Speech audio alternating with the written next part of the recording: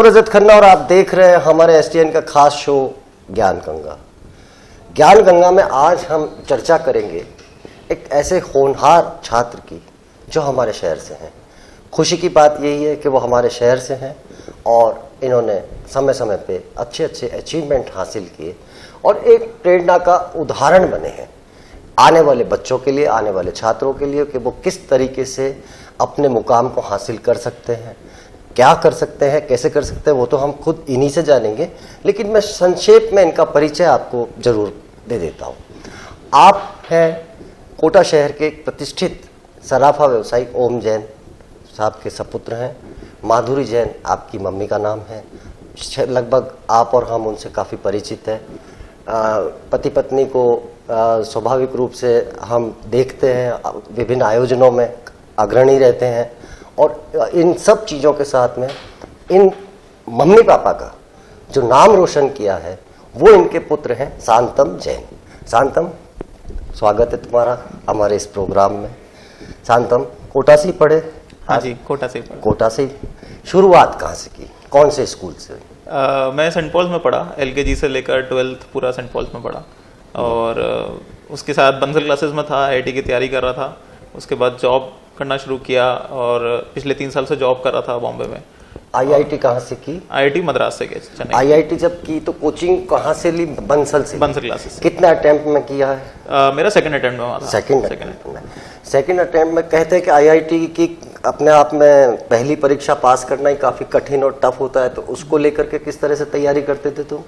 जो पहला अटेम्प्ट था उसमें मेरी रैंक पीछे आई थी, तो उस बार पहले सोचा कि कोई कॉलेज ले लेते हैं, बट फिर मन में आया कि नहीं, ऐसा करते हैं एक बार और दे लेते हैं, एक बार और मौका देती है। वैसे भी आईआईटी 2 बार मौका देती है, तो क्यों ना यूज करें उसको। तो वो यूज किया। फिर नेक्स्ट टाइम मैंने बस अपना प्रिपरेशन इस टाइप से चेंज किया कि मुझे याद नहीं करना कुछ, अब मुझे समझनी ज़्यादा चीज़ें हैं। मैं याद बिल्कुल ही नहीं करूंगा, कुछ भी हो जाए। अगर नहीं समझ में आया तो मैं टीचर के पीछे पड़ जाऊंगा, समझूंगा पहले उसको।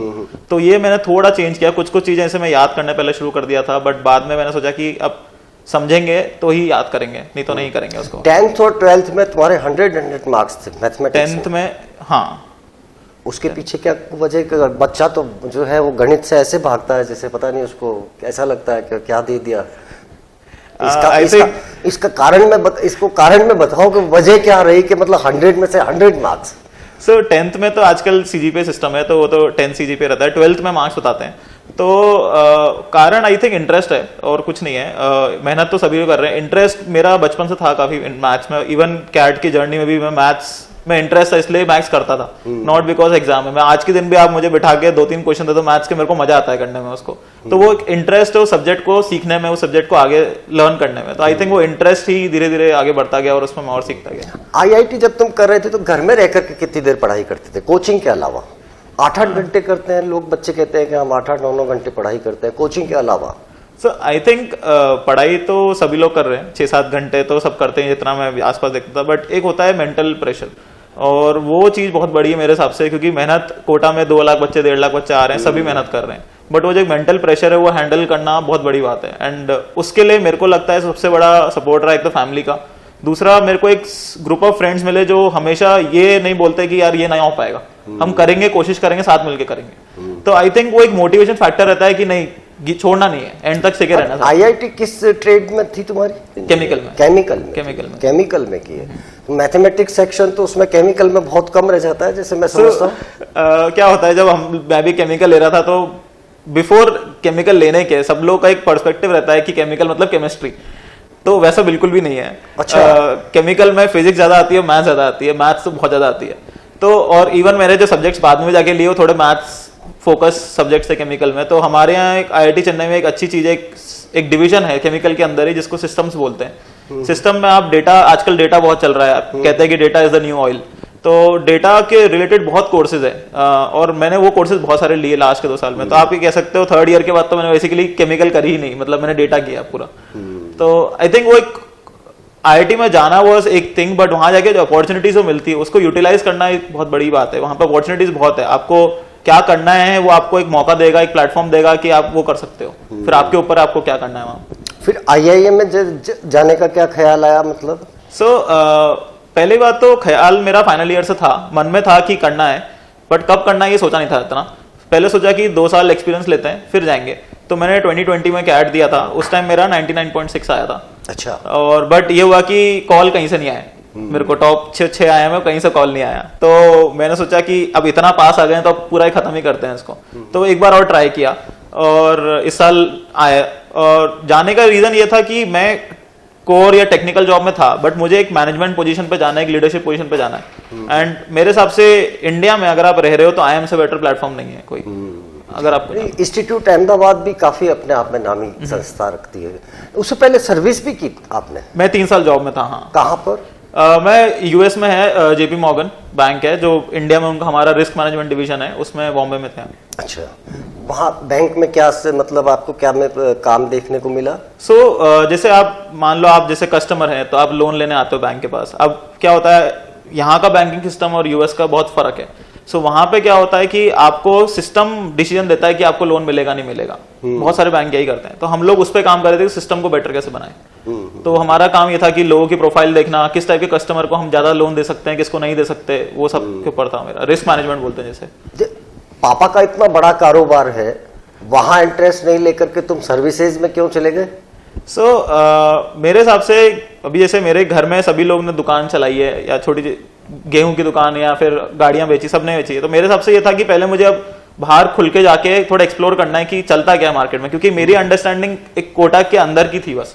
मुझे ग्लोबल अंडरस्टैंडिंग चाहिए तो मुझे बाहर निकलना पड़ेगा उसके। शांतम, एक चीज और मतलब मेरे मन में जो सवाल उठ रहा है, एक बिजनेस फैमिली है, जहां तक हम आपके परिवार को जानते हैं, काफी सालों से जानते हैं, देखते आ रहे हैं। एक बिजनेस फैमिली में एकदम से बच्चे के अंदर IITian बनने का सपना ये पैदा कहाँ से हुआ? आई थिंक मेन चीज ये हुआ था कि स्टार्टिंग से ही साइंस मैथ्स में तो काफी इंटरेस्ट था ही, बचपन से था। मतलब मैं इवन अपने बड़े भाई को हमेशा ये बोला था कि मुझे तो IIT जाना है बट साइंटिस्ट बनना है उसके बाद, कि मेरे को इतना इंटरेस्ट था। बट वो अलग बात है कि फिर वो चेंज हो गया ट्राइजेक्ट्री, बट था इंटरेस्ट मन में हमेशा से था उस फील्ड में जाने का, उस में रिसर्च करने का। इवन मैंने IIT में जाके 2-3 प्रोजेक्ट्स किए जिसमें रिसर्च करी है, तो वो इंक्लिनेशन हमेशा से था, वो मैं 6-7 से ही था मतलब। तो वो उसी को कैरी करने के लिए मुझे लगा नेक्स्ट स्टेप IIT होना चाहिए। तो चलिए, IIT में जब आप चले गए, इसके पीछे प्रेरणा का स्रोत किसको मानेंगे आप, श्रेय किसको देंगे? मैं IIT की चर्चा इसलिए कर रहा हूं क्योंकि IIT कोई छोटी मोटी चीज नहीं है।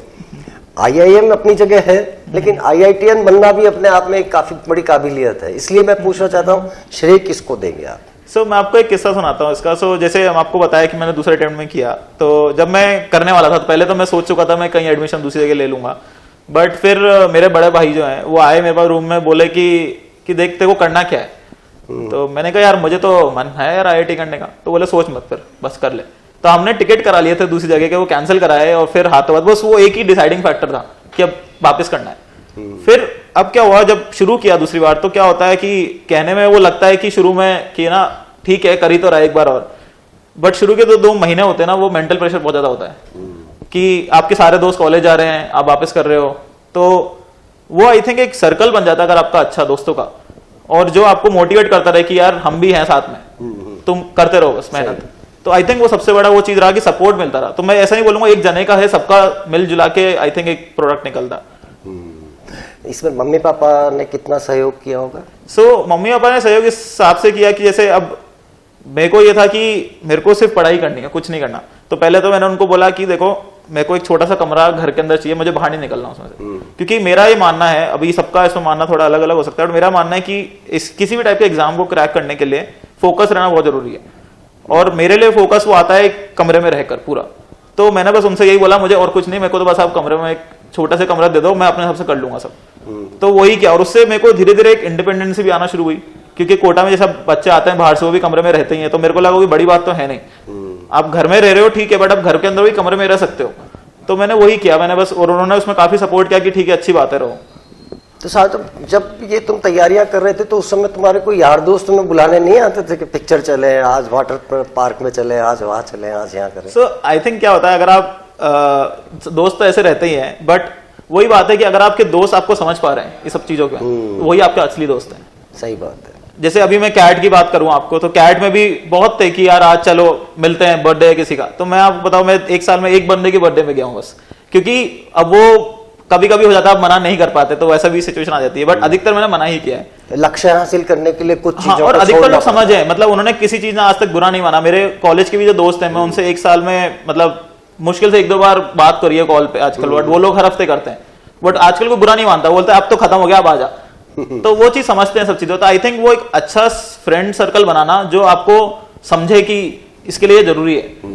वो मतलब आपके एक सहयोगी हैं, अगर वो आपको डिस्टर्ब नहीं कर रहे तो वो आपका सहयोग कर रहे हैं। अगर आपको डिस्टर्ब करे तो आपके दोस्त नहीं हो सकते। दोस्त नहीं हो सकते वो, कम से कम। IIM में अब क्या करेंगे आप आगे? सो अभी तो 2 साल का पढ़ाई है। पहले साल तो जनरल होता है, सबको सारे सब्जेक्ट पढ़ाए जाते हैं। सेकंड ईयर में आप इलेक्टिव ले सकते हो। सेकंड ईयर में जैसे आप किसी को फाइनेंस साइड में जाना है तो फाइनेंस की ज्यादा इलेक्टिव्स ले लो। आपका क्या मूड है आगे? मेरा अभी 2 फील्ड चल रही हैं, कंसल्टिंग और फाइनेंस, क्योंकि मेरे पास दोनों टाइप का थोड़ा थोड़ा बैकग्राउंड है।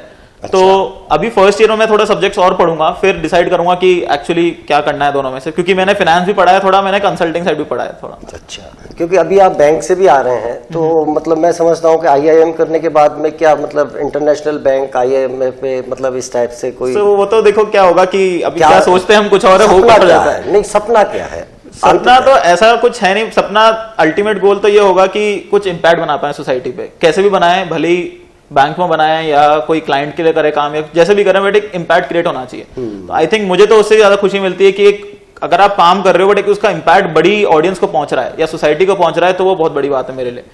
तो उसी चीज पे मैं फोकस करूंगा, जहां भी जाऊं अल्टीमेट गोल वही होना चाहिए। जैसे आपका मन तो था साइंटिस्ट बनने का, इसरो आपकी तैयारी में, मतलब इसरो जैसी जगह एक संस्था है हमारे पास, बहुत ही प्रतिष्ठित संस्था है, आप इसरो नहीं जाकर के आपने बैंकिंग क्षेत्र को चुन लिया। तो ऐसे ही मैं जानना चाहूंगा कि जैसे नए जो बच्चे तैयारी करते हैं कोटा में आकर के, कई बार वो बड़े हैरास से हो जाते हैं, नहीं हो पा रहा, एक बार में नहीं हुआ, दूसरी बार भी नहीं हुआ, हताशा में वो बहुत दूसरे कदम पे चलते या दूसरे रास्तों पे चले जाते हैं। ऐसे बच्चों के लिए आप क्या सलाह देंगे?